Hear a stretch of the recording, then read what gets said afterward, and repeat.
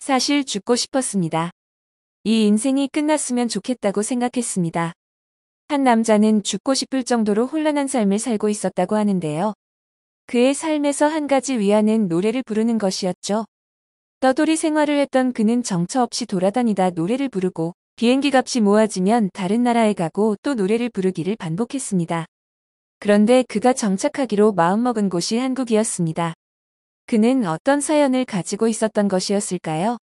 해외 커뮤니티에 올라왔던 사연 함께 살펴보겠습니다. 안녕하세요. 저는 30살 이든입니다.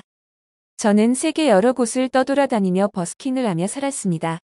정체성도 가질 수 없는 혼란한 삶 속에서 저의 유일한 위안은 노래를 부르는 것이었죠.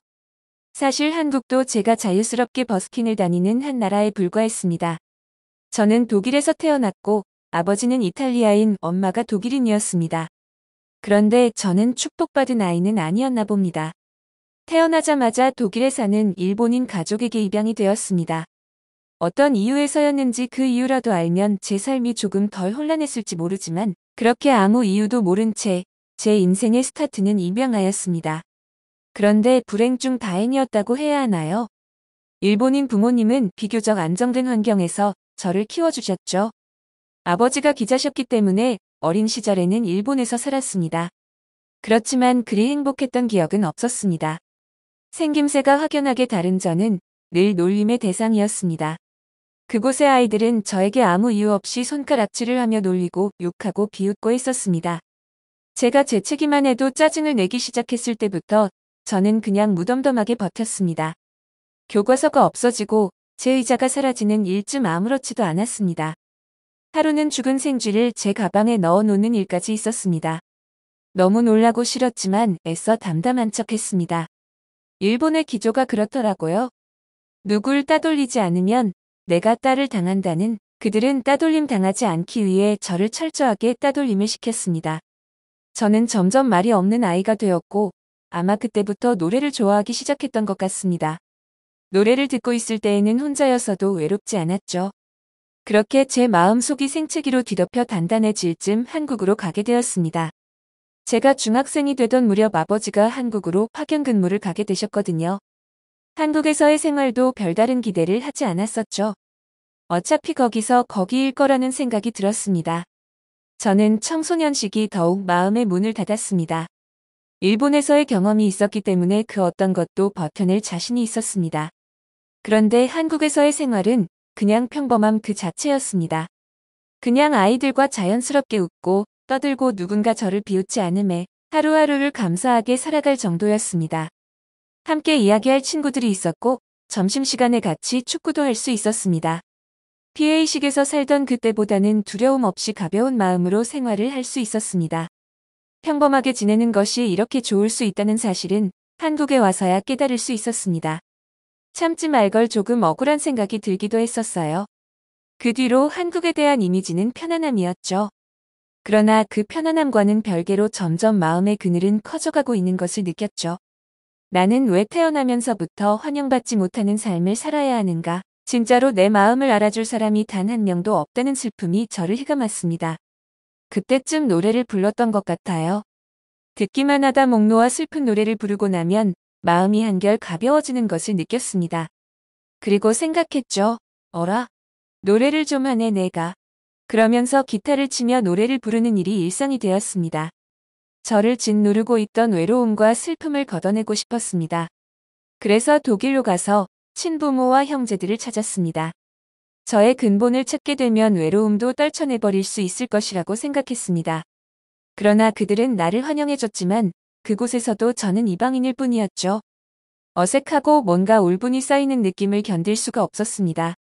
오히려 친부모님을 찾고 나서 더욱 정체성의 혼란이 강하게 왔습니다. 그러면 나는 뭐지? 저들에게 나는 아무것도 아니었구나. 차라리 친부모님을 찾지 않았어야 했나 하는 생각까지 들었습니다. 그렇게 나는 독일 사람인가 이탈리아 사람인가 아니면 일본 사람이라고 해야 하나?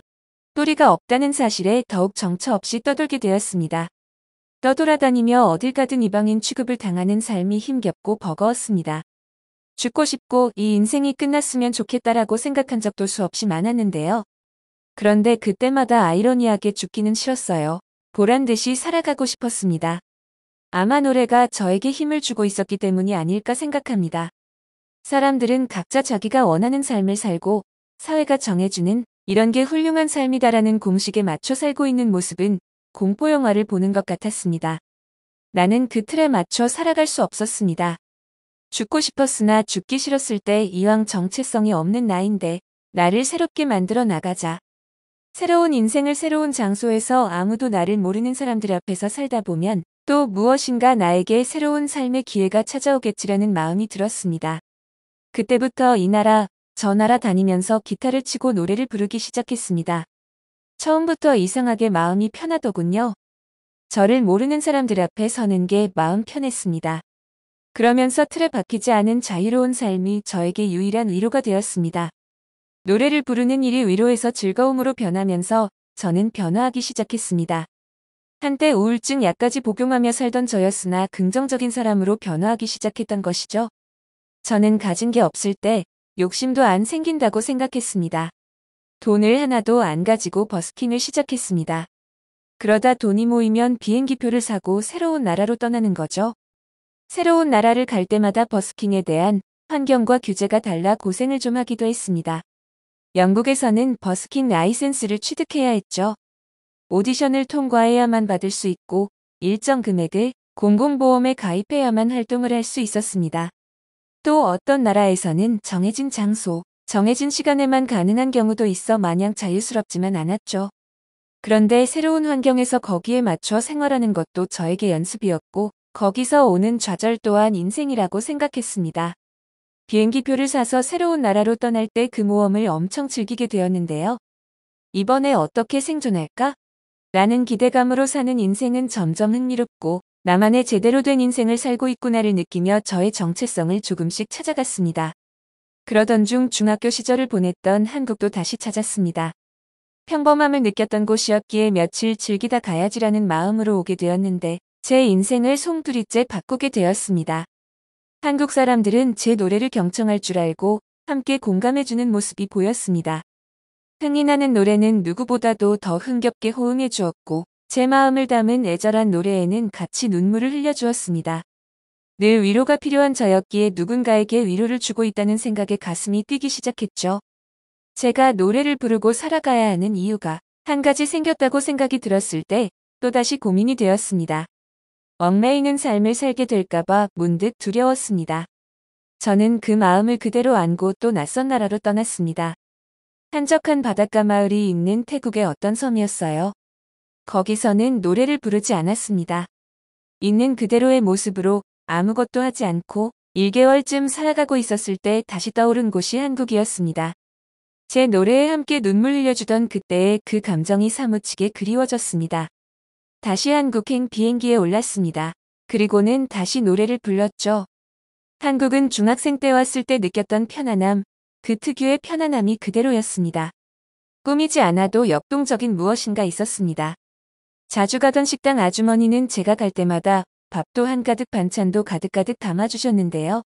그게 그렇게 제 마음을 간지렸습니다. 저는 돈이 없으면 김밥 한 줄 사 먹고 말 때도 있고 더 돈이 없으면 그냥 빵 하나 사 먹으며 지내고 있었기에 식당 아주머니가 보여주신 넉넉함에 한없이 감동받을 수밖에 없었던 것 같습니다. 그렇게 한국의 편안함에 완전 빠져들고 있을 때쯤 하루는 버스킹을 마치고 주변 정리를 하고 있을 때 한 남성이 다가왔습니다. 저와 비슷한 또래로 보이는 한 남성이었죠. 조용히 쪽지 하나를 내밀고 사라졌습니다. 저는 그 쪽지를 보고 펑펑 울 수밖에 없었는데요.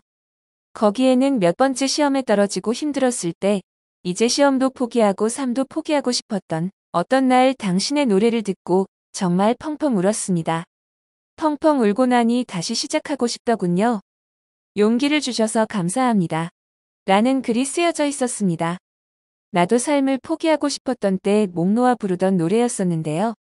저의 그 마음이 그도 느꼈던 것일까요? 제가 애써 보여주려 하지 않아도 저에게서 느껴졌던 삶의 에너지에 힘을 얻은 사람이 있었다는 사실에 저 또한 감동받았습니다.